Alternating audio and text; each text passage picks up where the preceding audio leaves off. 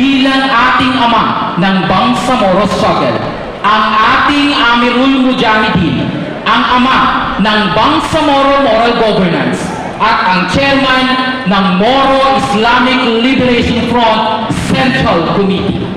Sabay-sabay po tayong tumayo at salubungin ang ating party convention's guest of honor and speaker, Bangsamoro people, ang ating party president at party nominee number 1, Ahon Alhaj Murad Ibrahim!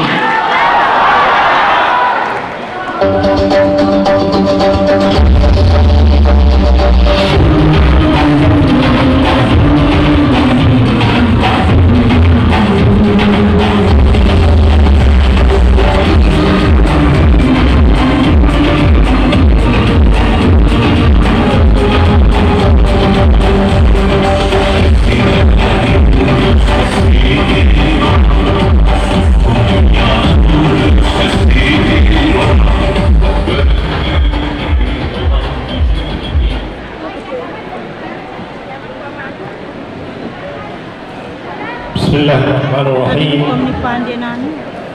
Alhamdulillah wa bihi nasta'in.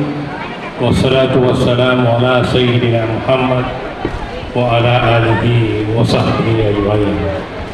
Assalamualaikum warahmatullahi wabarakatuh.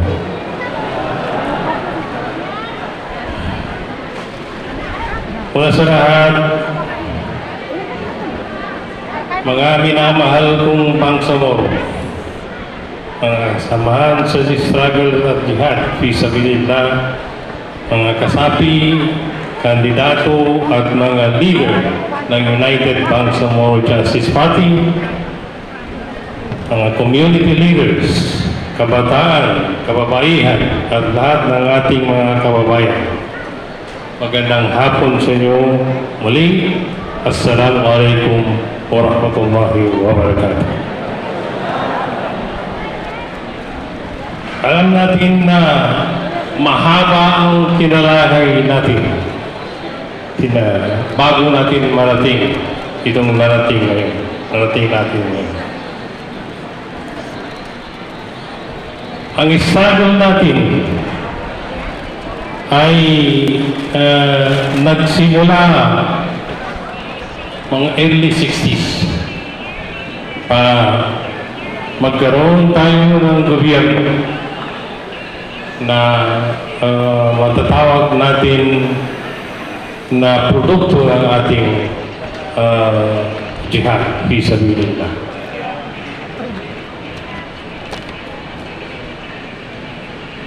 Kung babalikan natin ang mga pangyayari, una natin na-establish, unang nagkaroon ng negotiation sa pagitan ng Moro National Liberation Front at ng gobyerno ng Pilipinas. May pag-press ko niya. Tayo noon ay kasama na rin sa Moro National Liberation Front. We were with the Moro National Liberation Front before. Then, until nagkaroon ng dalawang organization, yung Moro Islamic Liberation Front at saka yung Moro National Liberation Front na nananatili pa rin. Ha? So, Kaya nga sabi ko, na-busy siguro si Ma'am na ang tanging pagkakaiba ng MNLF at saka MILF ay yung MILF ay nag-focus, yung MNLF is nag-focus sa nationalism, yung promotion of national identity, yung national identity natin as Moro. So, kaya nagkaroon ng unang gobyerno, yung Autonomous Region in Muslim Mindanao, ARMM. So, after that negotiation, nagkaroon ng another negotiation from the MNLF nagkaroon na ng MILF at nagkaroon na rin ng negotiation with the MILF, parang continuation na ng negotiation ng MLLF at negotiation na sa gobyerno ng Pilipinas. So, after the negotiation of the MILF at the government of the Philippines, doon na-revise yung pangalan ng autonomy from ARMM, Autonomous Region in Muslim Mindanao, to Bangsamoro, Autonomous Region in Muslim Mindanao. So yung medyo pagkakaiba lang, more nationalism yung unang autonomy.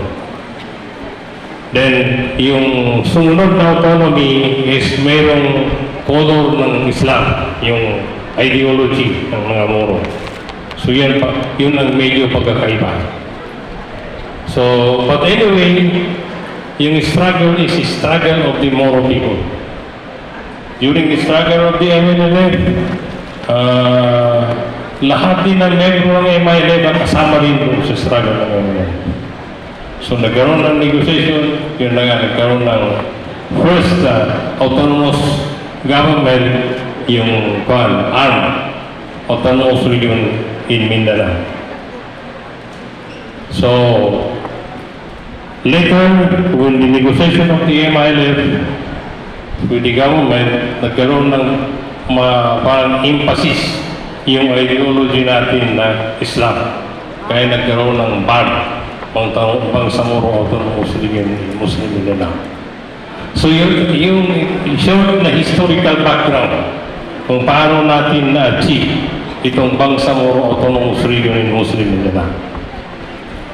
So, this is the fruit of our struggle. Kasi, struggle ng Bangsamoro nagsimula pa sa ating mga kanununuan. Yung pa. Kasi, actually, ang struggle ng mga Bangsamoro is basically in defense of Islam. Kasi, ang Islam ay dumating sa atin, if we recall it correctly, ang arrival of Islam is 1380. Na-introduce sa Simunul sa island. So yung naging call nito is yung mga sarif. Saka yung mga leader din ng Kwan. So, 1380 ito ang arrival ng Islam dito sa atin. Ang arrival ng Christianity is 1565. So kung titingnan mo, 1380, 1565, mga more than 300, more than 200 years ang pagitan. Nauna ang Islam kaysa sa Islam. So, kaya na ang Islam nagsimula dito sa southern part. Yun na nga sa unang na-introduce sa Islam sa Simunul. Itong Simunul is an island in Sulu. Siguro na alam ninyo na meron ba. And then, pagkatapos nito, ay yung mga Kastila dumating sa Pilipinas, hindi lang sa Mindanao, kundi sa Pilipinas. So, na-introduce ang Catholicism. This was in 1565. So, kaya, ang nangyari, maraming Pilipino ang nag-convert into, dati mga Muslim, pero nag-convert into Islam, ay, nag-convert into Christianity. Mga Espanyol. Although, yung iba is, wala na akong religion. And nag-convert sila into Christianity. So, yan ang brief historical background natin.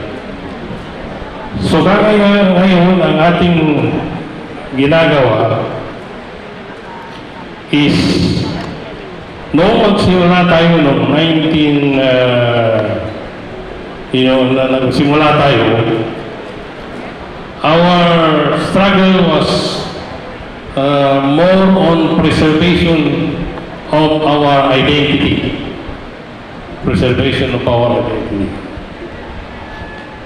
So kaya na, ang nangyari, unang na-establish yung ARMM, Autonomous Reunion Muslim. ARMM. Now, sumunod yung negotiation ng DML, nagkaroon na ng parang improvement kung sa agreement. And then from ARMM, ang nangyari, na-emphasize ang Bangsamoro Autonomous Reunion Muslim Militar. Kaya nagkaroon tayo ng BAR. So, ito ngayon, yung unang autonomy is emphasized more on autonomy. Then, yung sumunod na autonomy, yung BAR, nag-emphasize ng ideology, more on ideology. So, yan ang ating short historical background about our struggle. So, ang ating duty ngayon is how to preserve kung ano yung nakuha natin. We have to continue preserving kasi kung hindi natin ito i-preserve, maaaring mawala sa atin. Kung titinahin niyo, meron mga nangyayari na nagkakaroon ng pagbabago sa BAR. May mga pagbabago. So, we have to protect na yung ating struggle na ngayon is to preserve what we have achieved. Kung ano yung nakuha natin. May kunti na akong prepared na speech para papasahin ko na lang dahil para mag-amin naman kung Bangsamoro, mga kasamaan sa struggle at jihad sabilillah, mga kasapi, kandidato at mga leader ng United Bangsamoro Justice Party, mga community leaders, kabataan, kababaihan, at lahat ng ating mga kababayan. Magandang hapon at muli, Assalamualaikum warahmatullahi wabarakatuh. Sa mahabang panahon, ang pakikibaka ng Bangsamoro ay naging simbolo ng ating kolektibong hangarin para sa katarungan, kapayapaan at genuine autonomy na nakapaloob sa ating mga kasunduang kapayapaan sa pagitan ng MILF at ng gobyerno ng Pilipinas. Hindi naging madali ang ating pinagdaanan mula sa armadong pakikibaka, sa negosasyon, hanggang sa pagtatag ng Bangsamoro Autonomous Region is Polito in Muslim Mindanao o BRMM.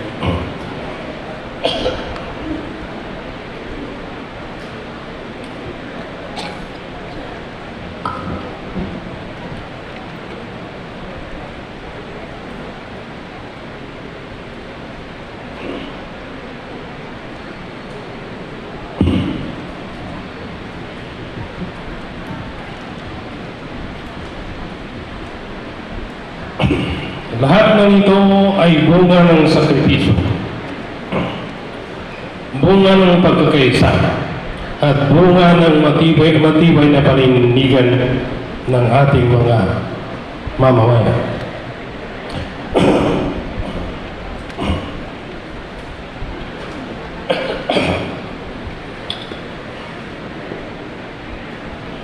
Hindi natin ito maaabot kung hindi tayo nagsakripisyo. Maraming buhay ang naibuwis natin.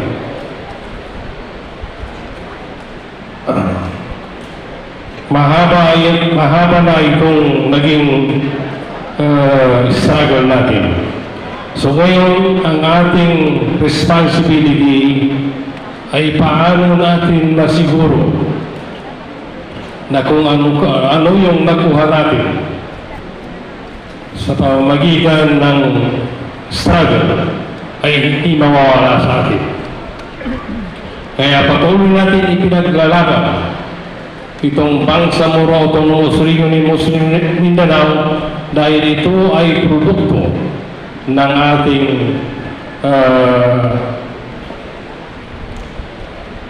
paglaban na pagkikibaka.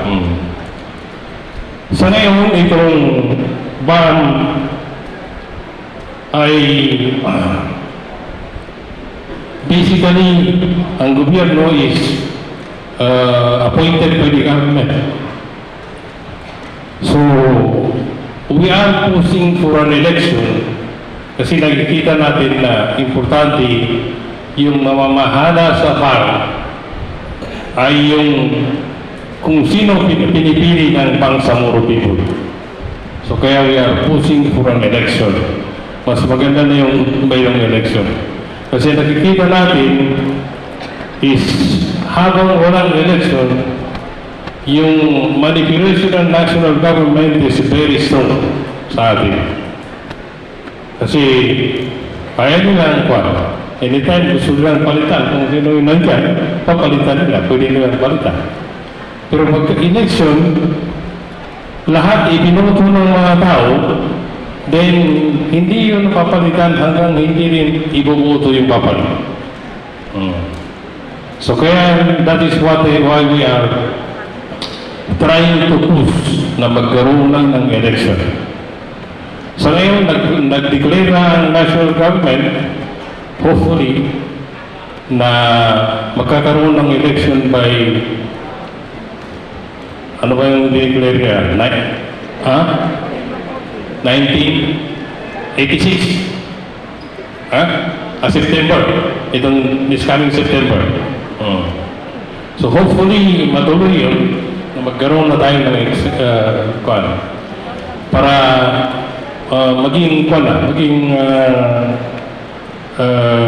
normal na yung gobyerno natin. Hindi na masyadong namamanipulate ng national government. So, we hope na matuloy itong election and itong election is magkaiba sa ibang election. Kasi ito parliamentary na ang bubutuhan ay yung party na kakandidato. Hindi yung nominees ang bubutuhan. Every party magkaroon ng nominees. Pero hindi yun ang bubutuhan. Ang bubutuhan ay yung party. So hopefully yun ang understanding natin na gano'n ang parliamentary election. So ibig sabihin, ang kailangan natin i-strengthen yung boto ng United Bangsamoro Justice Party. Kasi sa dami ng boto na makuha ng UBJP, yun din ang dami ng MP na may pasok sa gobyerno.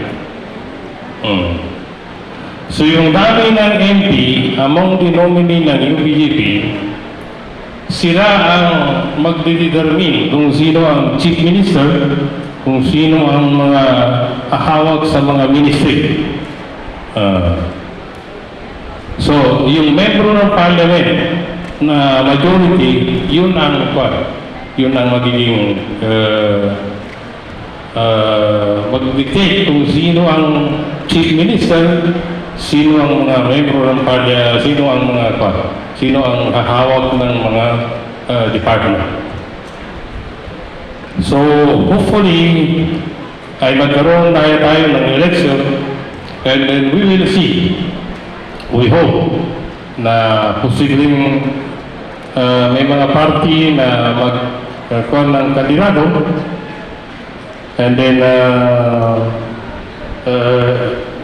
sa huli titingnan kung sino yung majority ang naipanalo, kung sino ang pinakamarami ang naipanalo. Kung hindi makaabot ng majority, posibleng magkaroon ng coalition between parties. Mag-coalition ng mga party So, yung pagkakunang pinakamarami, yun ang mag-lead sa gobyerno. So, yan ang ating na hopefully magkaroon ng election para maging regular na yung ating gobyerno.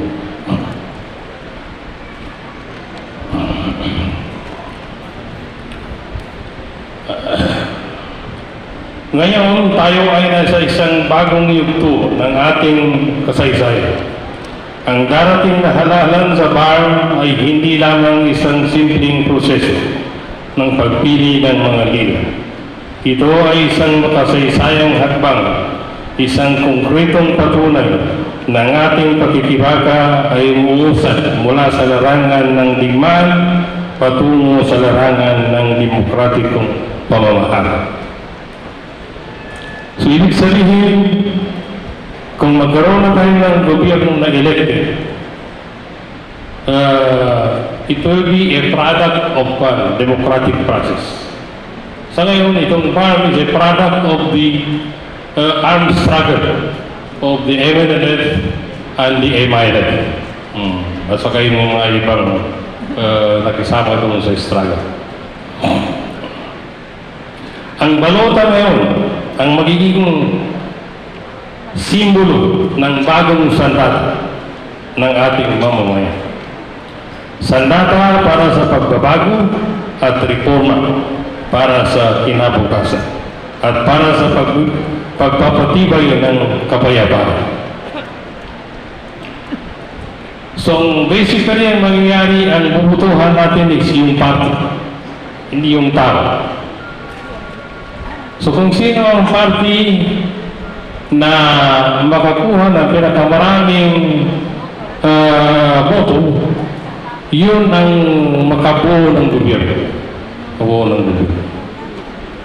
So kailangan ngayon pa lang ay simulan na natin pag-aralan kung paano yung parliamentary election. Kasi medyo magkaiba sa current na pa.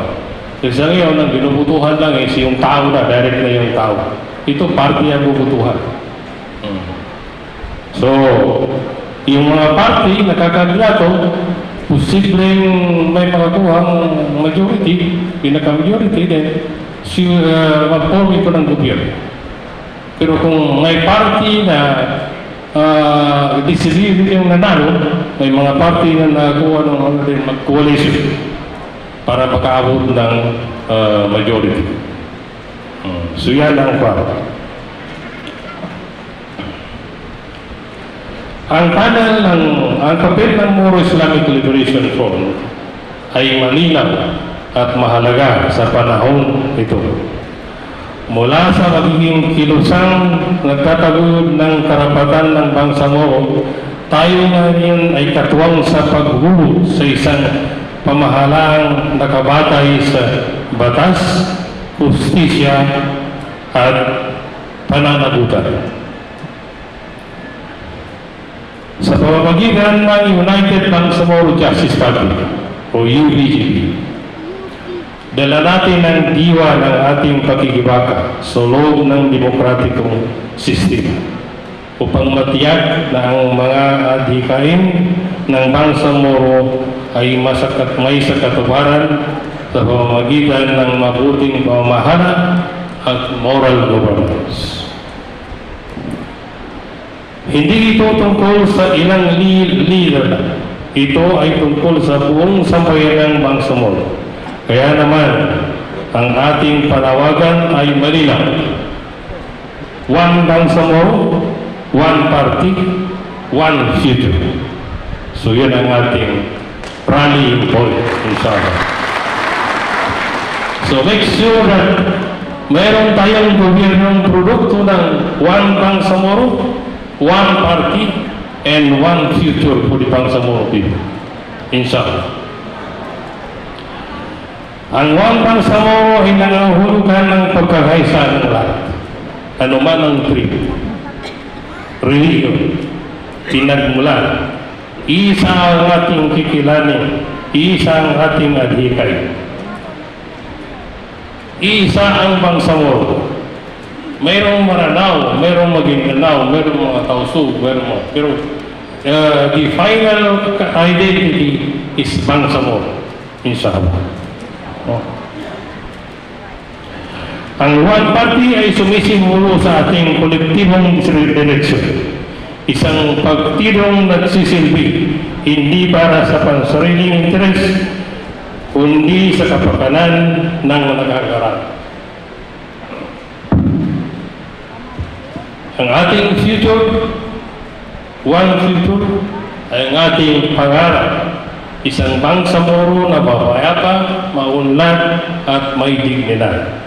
Isang kinabukasan para ating mga anak na hindi na kailangan maranasan ang hirap at sigalot ng nakaraan.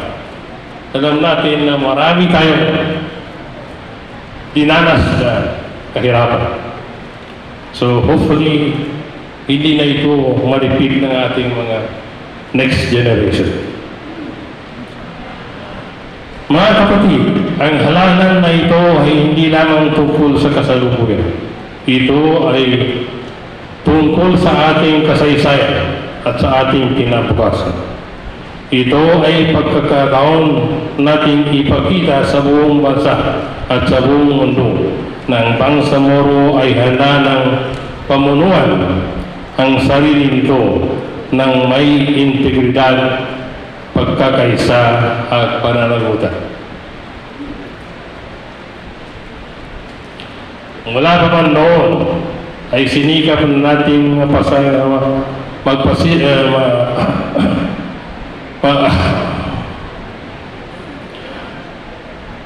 may sulong ang mga isyong gusto natin na at saka yung mga ipinubukol sa atin at ipinaglalaban ang karapatang mamuno ay ngayon sa ating mga umiral na batas at kasunduan, relihiyon, kultura at paniniwala. Ngunit ang pinaka-importante dito ay ang prinsip, ang panata at sinumpang pangako na manatili tayong magsilbi sa ngalan ng Allah Subhanahu wa Ta'ala na magkakasama at patuloy na ipaglaban ang karapatan ng Bangsamoro.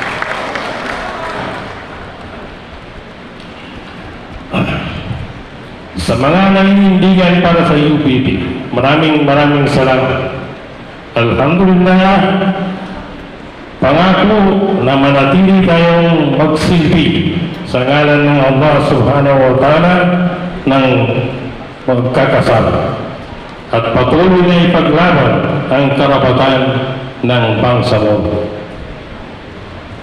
Sa mga naninindigan para sa UPP, maraming salamat. Alhamdulillah at binigyan ninyo ng halaga ang ilang dekadang iginugol natin sa jihad.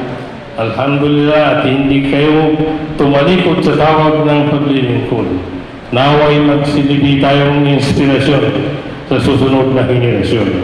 Naway maging matatag tayo sa ating layon at naway magtagumpay ang Bangsamoro sa landas ng kapayapaan at kaunlaran, inshallah. Wabillahi taufiq wal hidayah. Maraming salamat sa inyo. Wassalamualaikum warahmatullahi wabarakatuh.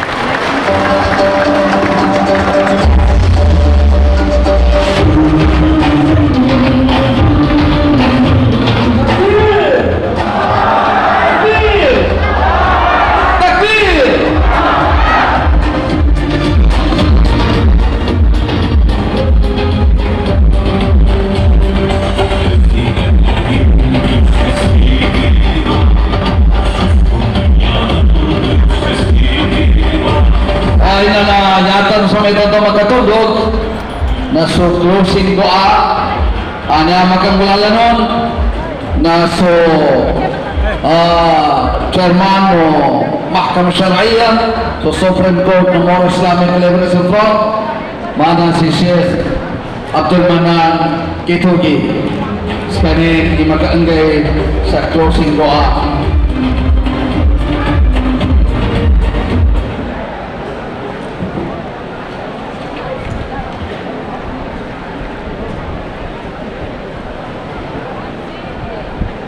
A'udzubillahiminasyaitonirrajim. Bismillahirrahmanirrahim. Alhamdulillah rabbil alamin wassalatu wassalamu ala rasulillah wa ba'd. Wa qala rabbukum ud'uni astajib lakum ya rabbal alamin. Amin ya rabbal alamin. Allahumma ij'al istima'ana hadha istima'an mubarakah waj'al tafarruqana min ba'dihi tafarruqan ma'suma. Bukan na namin nabawi ka sa niya akin at timo-timo nani sa barakat akin at timo-timo. Nanukuliano kapipitas nani na ampung ka sa walang kerusahan nani. Amin. Allahumma wafiqna lima tuhibbu wa tarda. Bukan na namin na ayuni kami ng ka siya ka namang mapya ang mga kahanda namin ang kaswatan ng kaya Allah. Allahumma mabaligna muradana fi hidbil adalah al-muttahida ibang samuro. Bukan na namin na ipasampay ng sa kami sukahanda namin ang mga mapya siya kanunya along po ka namin United Bangsamoro Justice Party pada kemerakatau kasalasan sa agama tanwag Islam. Amin ya rabbal alamin. Allahumma fabulata umurina wa sya'bi muru aamatan. Bukan na namin na parihala ka sa mga kaumunutan namin, mga dato namin. Langkap ka na marakal ataw ang mga bangsa muro. Allahumma alif baina qulubi qadatina wa sya'bi muru aamatan. Bukan na namin nagpapamagayon ka sa mga pangusungan o mga kanunutan namin. Langkap ka sa kami ang mga bangsa muro. Amin ya rabbal alamin. Rabbana atina fid dunya hasanah wa fil akhirati hasanah wa qina adzabannar. Bukan na namin na ingin ang kasal kami sumakagkapya sa kami siya sa liw na dunia. Labi-labi na ingin ang kasal kami sumakagkapya sa kami sa gamoli. Dumalpas kami kanu kasiksanan ka kadunya niya na patsagada mo amagan tunong pangganatan. Rabbana la tuzigh qulubana ba'da idh hadaytana wa hab lana min ladunka rahmatan innaka antal wahhab. Bukan na namin na inang ganang sa kami sulaman makagkapya sa kami siya sa dunia sampai sa akhirat na induli kami ng tumadina kanukulian kinatutulo ng sa kami siya kanulalan amat itu. Amin ya rabbal alamin. Walhamdulillah rabbil alamin. Takbir! Takbir! Takbir! Wah, ini dar mau disemetua kapatular.